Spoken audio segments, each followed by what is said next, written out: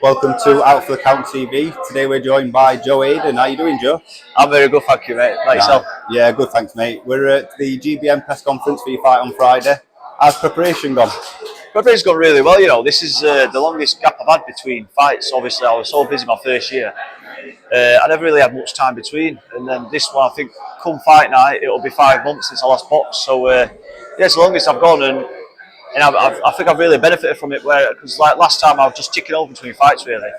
Whereas this time, I've been able to do like my first proper camp, per se, and and just focus on getting better and not focusing on preparing for a fight.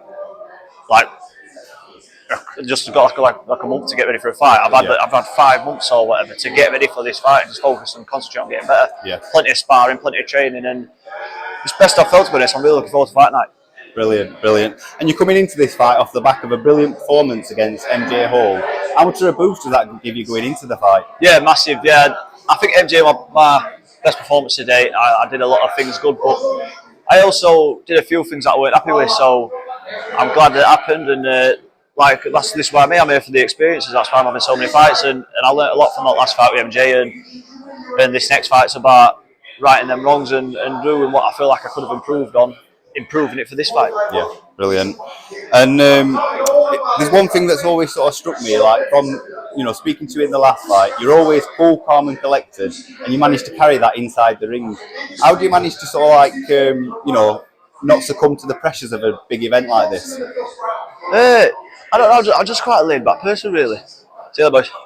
That's just how I am in life. I'm just laid back. Don't really, not that I don't care, but I don't know. It's hard to say, but I think as well in fighting with the training and that, I trained that hard and I put that much into it outside of the fight in the gym. But when it comes to fight night, I know that I've done everything that I needed to do, that I should have done. So when it comes to fight night, I'm confident in myself and my own ability.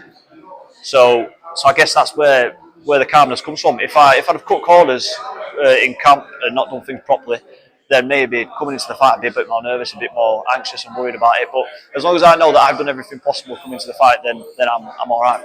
Yeah. And in terms of your opponent on Friday, what do you know about him? Not a lot really. I know he's a tough fella. He's this will be heaviest I've boxed.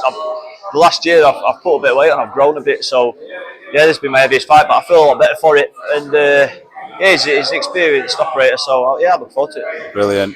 And you're not the only fighter at the White Rhino stable fighting on this card. You've got Stevie Levy fighting for the European silver title. How's Stevie been looking in camp, and how hopeful are you that she can bring home that belt? Stevie's been great this camp, to be honest. This is the first camp I've done with Stevie. Obviously, she's always trained where she lives, and this is the first time she made the transition to move with Dave and train full time with Dave. And honestly, I'm not just saying it, you can genuinely see the improvements. It's been unbelievable. Obviously, she had the last few weeks of a camp for the last fight in Poland with Dave, and you could see the slight bits of improvement just there. And then for her to come straight from Poland and start training straight away and do a full camp training with us, yeah, the improvement's massive. Obviously, watching her train day in day out and watching her spar, you see her coming on so much, and I'm really looking forward to this fight, and I think she's really going to make a statement. Yeah, well, fingers crossed for Stevie in that bout. I think everybody is hoping that she brings on that belt. We've spoken in the past as well about how much of a key figure Dave's been in your career. But what defines Dave as a top trainer, and how does he keep getting the very best out of you? That's just what he's good at. He's just good at getting the best out of everyone, whoever it is. He just knows how to bring the best out of people. And I don't know whether that's just how he is as a person in general, or obviously his coaching skills or whatever. But he just does something that seems to bring the best out of people. And obviously, putting that to the side, his actual boxing coaching, his experience in the gym and everything, it's unbelievable. His experience in boxing and the way that he can generate that into his coaching and pass on what he's learned onto us. It's great, and I think obviously Dave's only starting out as a coach. He's only been at it a few years, and obviously we're his first few pros as a coach. Hopefully Friday night is his first ever professional title as a coach. But I think in years to come, Dave will be remembered for being a great coach as well as a great fighter. Yeah, I fully agree with that. And just quickly to wrap it up, what's the message for the fans, and what can they expect when it comes to Friday night? As always, just thank you to everyone. Obviously, tickets are expensive and times are hard, so obviously I don't expect anybody to buy a ticket, and I feel rude asking people to buy tickets. You know what I mean? So anyone that's bought a ticket, it means the world to me, and I really, really appreciate it. So thank you to everyone. And as always, I've got loyal fans who it's always the same people coming time in, time out, and so for them people to spend this money every time for my fights, I really appreciate it. So thank you. Top man. Well, good luck Friday, and hopefully we'll catch you on the flip side. Thank you. Top man.